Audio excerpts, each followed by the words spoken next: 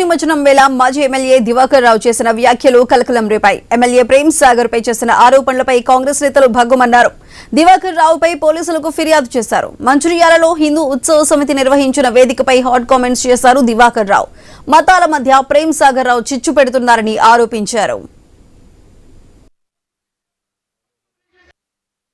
దివాకర్ రావు గారు ఆయన సందర్భం లేకుండా అక్కడ ఉన్నటువంటి రాజకీయ వేదిక కాకపోయినప్పటికీ కూడా ఆయన అక్కడ రాజకీయాలు మాట్లాడుతూ అక్కడ ఉన్నటువంటి శివాజీ విగ్రహం గురించి సందర్భం మాట్లాడడం రావడం జరిగింది. అక్కడ వాళ్ళు శివాజీ విగ్రహం ఏర్పాటు చేయాలని చెప్పి హిందూ ఉత్సవ సమితి వాళ్ళు మమ్మల్ని కోరడం జరిగింది. దానికి మేము నేను కానివ్వండి, నరేష్ కానివ్వండి, మా గౌరవ శాసనసభ్యులు శ్రీ కొక్కిరాల ప్రేమ్ సాగర్ రావు గారికి ఈ విషయం తెలియజేస్తాం.